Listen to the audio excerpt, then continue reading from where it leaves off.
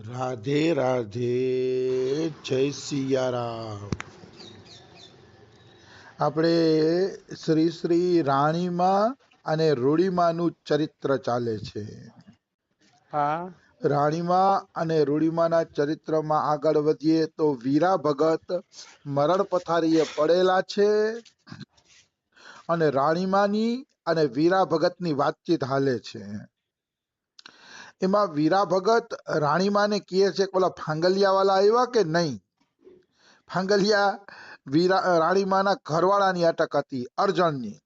હા તો કે ફાંગલિયા વાળાને કેમ યાદ કરો છો બાપુજી તમે? રાણીમાં કહે તો કે તને વડાવી દેવી છે મારે, કહે તને સાસરે મોકલી દેવી છે, એટલા માટે મેં ફાંગલિયા વાળાને બોલાવ્યા છે.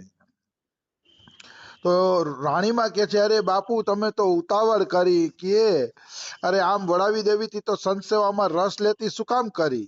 ઠાકરની ઓળખાણ શું કામ પડાવી? એમ હા આવું જ કરવું તો વૈરાગ્યના બી શું કામ વાવ્યા? એમ મારે કે એક કાળજામાં બે ભાવ નથી કરવા, રાણીમાં એમ કહે છે. હા ત્યારે વીરા ભગત કહે છે કે તારે બે ભાવો શીખવા જોઈએ ગાંડી, એમ કઈ ના કહેવાય. મતલબ તારે બે ભાવ શું શીખવાના હોય? કે શરીર તારું સંસારનું છે, મન તારું કૃષ્ણનું છે, તો તારા મનમાં ક્યાં બે ભાવ કરવાનું હું કઉ છું. વીરા ભગત એમ કહે છે. મનથી તો તારે કૃષ્ણને જ પતિ માનવાનો છે, મનમાં તો તારે કૃષ્ણને જ રાખવાનો છે, બીજા કોઈને આવવા દેવાના નથી. હું ક્યાં કહું છું કે તારા હૃદયમાં તું બે ભાવ કર, પણ નાતીલાને જવાબ તો દેવો પડે ને. કાલ હવારે અર્જણના નાતીલા આવીને ઉભા રહી જાય કે લગ્ન તો નાનપણમાં કરાવી દીધા, છોકરી કેમ વડાવતા નથી, તો મારે શું જવાબ દેવો? એ કે અને ઠાકરના આંગણામાં કોઈ વ્યક્તિ આ રીતે ઉભા રહી જાય તો હું ઠાકરની શોભા ગણાય? એમ કે છે અર્જણ ભગત. હા તો કે એ કાંઈ જાણું નહીં. રાણીમાં કે હું એ કાંઈ જાણતી નથી. હજાર વાતની એક વાત, ઠાકર અને સંત સેવા મૂકીને ક્યાંય જવાની વાત કરતા નહીં. વીરા ભગત થોડીક લૌકિક વ્યવહારની વાત કરે છે મરતી સમયે.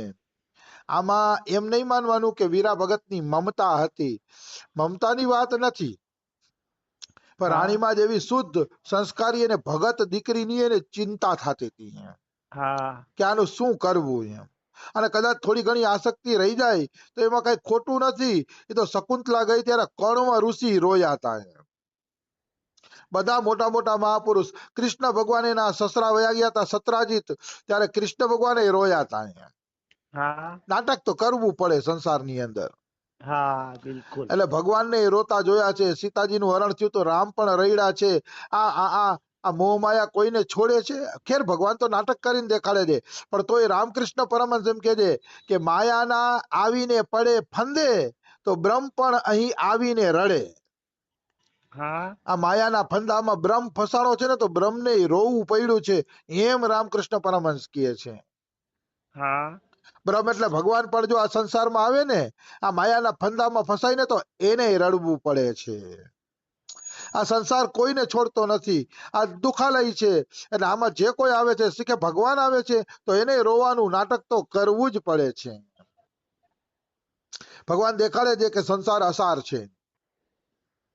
એટલે વીરા ભગત કદાચ રાણીમાની ચિંતા કરતા હોય તો એ કાંઈ બહુ મોટી વાત નથી, કારણ કે મોહ એવી વસ્તુ છે, થઈ જતો હોય છે. હા એટલે કે છે કે રાણીમાં કહે છે કે ઠાકર અને સંતને મૂકીને ક્યાંય જવાની વાત કરતા નહીં, અને જો વાત કરશો તો મીરાની પેઠે મારે અધવચ્ચે ઘર મૂકીને દ્વારકાની વાત લેવા જેવું થશે, સમજ્યા ને? એ કહે એના પિતાજીને કહે છે કે જો મારી હારે કોઈ બરજોરી કરશો તો મારે અંતે મીરાબાઈની જેમ દ્વારકાની વાત લેવી પડશે. હા હું તો દ્વારકા વહી જાય શીખીએ, પછી તમે મને કેતા નહીં, કે મારે દ્વારકાની વાત લેવી જ પડશે. કે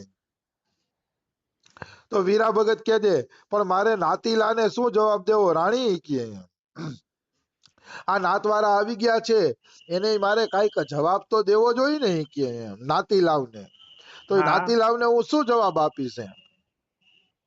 ત્યારે રાણીમાં કહે છે જવાબ ઠાકર આપશે, તમારે દેવા નથી. મતલબ જે થવાનું હશે એ થશે, જવાબ દેવાનો હશે તો ઠાકર જવાબ આપશે કે તમારે જવાબ નથી દેવા કે. અને ફાંગલિયા વધુ જોર કરશે તો તેને જ ખોવાનું છે. રાણીએ પણ સંત સેવ્યા છે બાપુ, ભાલાવાળો ભેગો છે. હા મતલબ ફાંગલિયા એટલે અર્જણ ભગત એના પતિ. એ કે જો અર્જણ ફાંગલિયો કઈ જોર કરશે મને લઈ જવા માટે તો રાણીએ સંતને સેવા છે, એટલે કે એના અભિમાન છે એનું કે મેં સાધુ સેવા કરી છે, ભાલાવાળાને મારી રક્ષા કરવી પડે. રાણીમાં થોડાક આમ સખતાઈથી બોલ્યા, કડક અવાજે બોલ્યા છે હા કે ભાલાવાળાને મારી એટલી તો રક્ષા કરવી પડે ને, મેં સાધુ સેવા કરી છે, કઈ મેં સમય બગાડ્યો નથી રાણીમાં કહે. આવી રીતે રાણીમાં પણ પોતાની અક્કડ દેખાડે છે. આ અક્કડ નિષ્ઠાની અક્કડ છે. અસ અભિમાન જાય જની ભોરે, મેં સેવક રઘુપતિ પતિ મોરે. હા આવી અક્કડ તો કોઈ દી જાવી ન જોઈ કે હું રામનો સેવક છું અને રામ મારા સ્વામી છે. હા આવી અક્કડ તો મનુષ્યની અંદર હોવી જ જોઈએ. ભગવાનની અક્કડ ન હોય તો કોની? અહીંયા અક્કડ એટલે અભિમાન નહીં હો, પણ એક હા નિષ્ઠા, એક વિશ્વાસ કે હું ભગવાનનો છું તો ભગવાન મારી રક્ષા કરશે જ. દિવ્ય નિષ્ઠા, એક ચિન્મય નિષ્ઠા એમ. તો વીરા ભગત થોડીક વાર વળી આંખ બંધ કરીને એમને એમ પડ્યા રહ્યા. વીરા ભગતના હૈયામાં અપાર વેદના થતી હતી કે અરે મારી દીકરીનું શું થશે કે. શાસ્ત્રે જાતી નથી અને ફાંગલિયા વાળા આવી ગયા છે કે ગામમાં લેવા, હવે શું થશે મારી દીકરીનું કે. હા પિતા અને પુત્રી થોડીક વાર મૂંગા જ બેઠા રહ્યા. પિતા અને પુત્રીમાંથી થોડીક વાર માટે કોઈ બોલ્યું જ નહીં. શું બોલે? ઓને જાવું ગમતું નહોતું અને આને વળાવવું ગમતું હતું. બેના વિચાર અલગ હતા એટલે બે જણા ચૂપ થઈ ગયા. અને થોડીક વાર પછી વીરા ભગતે આંખ ખોલી છે. આંખ ખોલીને મૌન ભંગ કરીને વીરા ભગત બોલે છે કે રાણી, મેં સંતો પાસેથી સાંભળ્યું છે કે ઉપાસક ઉપાસના કરતા કરતા પોતાના ઉપાસ્ય દેવના ગુણોને પોતાનામાં ધારી લે છે. આ જ ઉપાસનાની સફળતા છે. જો વીરા હા ભગતના શબ્દો અગત્યના છે હો. જે દેવની તમે ઉપાસના કરતા હશો ને, ધીરે ધીરે ઈ દેવના બધાય ગુણ તમારી અંદર સંચારિત થઈ જશે. હા આ જ છે ઉપાસનાની સફળતા. ઉપાસનાની સાચી સફળતા જ આ છે કે ઈ ગુણ ધીરે ધીરે તમારી અંદર આવી જાય. બધા ગુણ ધીરે ધીરે તમારી અંદર આવી જાય. ઉપાસના, જો રાધાજીની ઉપાસના કરતા હોય તો રાધાજી જેવી કરુણા, ક્ષમા, દયા, ઉદારતા એ તમારી અંદર દેખાવા જોઈએ. જો તમારી અંદર નથી દેખાતા તો ઉપાસનામાં કઈક કમી છે. હા નિશ્ચિત ઉપાસનામાં કઈક કમી છે, એમાં કોઈ એટલે કોઈ શંકા નથી. ઉપાસકના ગુણ આવવા જ જોઈએ. તો આ અવસ્થાને સિદ્ધ અવસ્થા કહેવામાં આવે છે. અને ગોપનાથ એકવાર કહેતા હતા કે વીરા, ઉપદેશ શબ્દોથી નહીં પણ જીવન જીવીને બીજાને દેવો જોઈએ. ગોપનાથ એટલે ઓલા ગેબી સંત જેને વીરા ભગત મળવા ગયા હતા અને ગેબી સંતે કીધું હતું કે હું રાણીમાં વખતે રાણીમાં મીરાબાઈ હતા ત્યારે હું પણ સાધુ હતો અને એના દર્શન કરવા ગયો હતો. ઈ ગેબીનાથ. હા તો કે ગેબીનાથે પણ એમ જ કહેતા હતા કે ભાઈ ઉપાસના તો ત્યારે શોભે જ્યારે અંદરથી ભજન થાય. હા તો વીરા ભગત કહે છે તું ગ્રહસ્થ ધર્મ નહીં ધારે તો આજના યુગમાં એનો દાખલો કોણ બેહારશે? મતલબ બેટી, બધાય જો વૈરાગી બની જશે, બધાય જો વિરક્ત બની જશે તો ગ્રહસ્થ આશ્રમમાં ભગવાન મળે છે એનો દાખલો દીકરી કોણ બેહારશે કે. તારે જ એનો દાખલો બેસાડવાનો છે. ગ્રહસ્થમાં રહીને તારે દાખલો બેસાડવાનો છે કે ગ્રહસ્થ આશ્રમમાં પણ જીવ સિદ્ધ અવસ્થા સુધી પહોંચી જાય છે.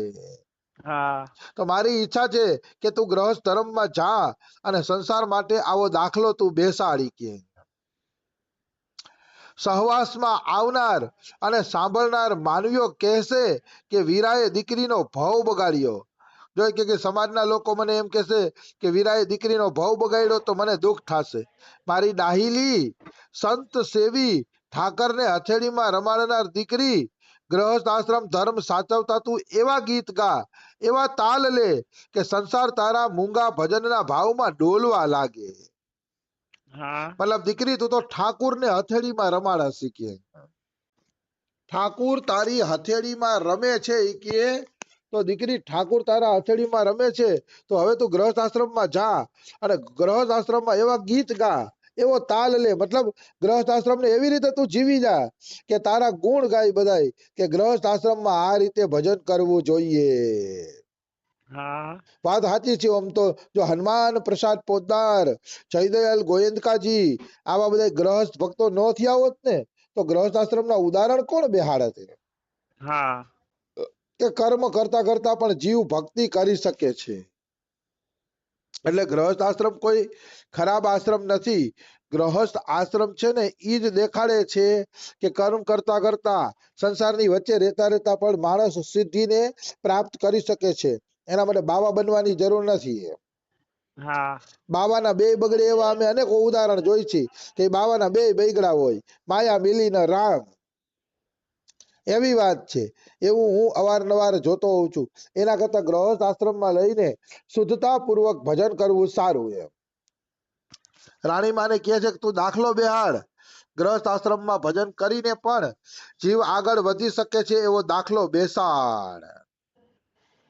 વાત બિલકુલ સાચી છે. એવો દાખલો રાણીમાએ બેસાડવો જ જોઈએ. હા આવી વસ્તુ છે.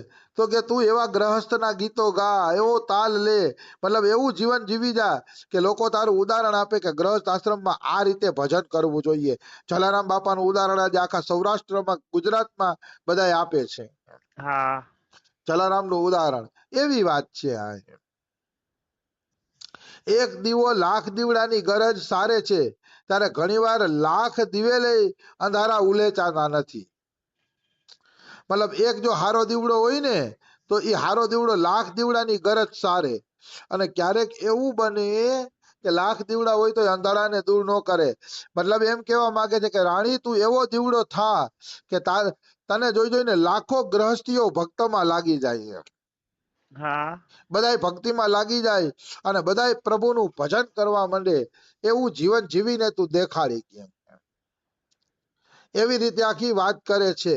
અને વાત સાચી છે કે જલારામ બાપા જેવા હોય કે કબીરજી જેવા હોય તો એને ગ્રહસ્થ આશ્રમમાં એવો દીવડો હળગાવ્યો કે લાખો માણસો ગ્રહસ્થમાં કેમ ભજન કરવું એની પાસેથી શીખે છે.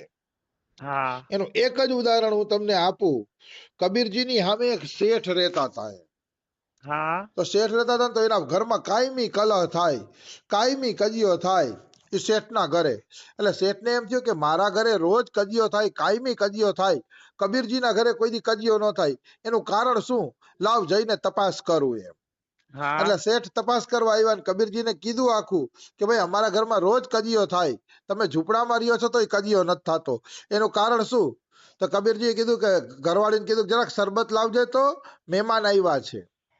એટલે શરબત આવ્યું. શરબતમાં ખાંડની જગ્યાએ મીઠું નાખી દીધું હતું. તો ઓલો શેઠ તો થૂ થૂ કરવા માંડ્યો કે આ શરબતમાં તો મીઠું નાખેલું છે. અને કબીરજી શરબત પી ગયા. એમ પછી પત્નીને કીધું કે જરાક દીવડો લઈ આવજો તો દીવડાની જરૂર છે. તો પત્ની તરત દીવડો લઈ આવ્યા. સવારનો સમય હતો તોય પત્ની દીવડો લઈ આવ્યા એમ અને દીવડો હા બાજુમાં રાખી દીધો. ત્યારે કબીરજીએ કીધું કે હવે ખબર પડી તને એ કે મારા ગ્રહસ્થ જીવનમાં શાંતિ શું કામ છે? તો કે ના, મને તો ન ખબર પડી. તો કે એ શાંતિ એટલા માટે છે કે એ ખાંડની જગ્યાએ મીઠું નાખી આવી તો હું ચૂપ રહ્યો. મેં એની ભૂલને સ્વીકાર કરી લીધી. મેં બપોરે દીવડો માંગ્યો તો એને દીવડો આપી દીધો અને એણે મને પૂછ્યું પણ નહીં કે બપોરે દીવડો શું કામ માંગ્યો છે. દીવડો તો રાતે માંગવાનો હોય. કબીરજી કે આજ અમારી ગ્રહસ્થ આશ્રમમાં શાંતિનું કારણ છે. હું એની ભૂલ ચલવી લઉં છું, એ મારી ભૂલ ચલવી લે છે. અમે બે એકબીજાની ભૂલ ચલવી લઈએ છીએ એટલે ગ્રહસ્થ આશ્રમમાં શાંતિ છે. એટલે આ બિલકુલ ઉદાહરણ ઉપરથી ખબર પડે કે ગ્રહસ્થ આશ્રમમાં ભજન કરવું હોય ને તો હળી મળીને હાલવું પડે. પતિ પત્નીએ એક વિચાર કરીને હાલવું પડે, એકબીજાનું સહન કરવું પડે, ક્યારેક એકબીજા માટે થોડુંક જાતું કરવું પડે ત્યારે ગ્રહસ્થ આશ્રમમાં ભજન થાય છે. નહીતર ગ્રહસ્થ આશ્રમમાં ભજન થતું નથી. હા હુંસાતુસી થાય, એક પૈડું સાયકલનું ને એક પૈડું આપણે સ્કૂટરનું નાનકડું, તો એમ હાલે નહીં. એવી રીતે ભજન થતું નથી. આવી હા વસ્તુ છે. તો સમય થઈ ગયો છે. બીજું આપણે કાલે લઈ લેશી. રાધે રાધે. જય સિયારામ. રાધે રાધે.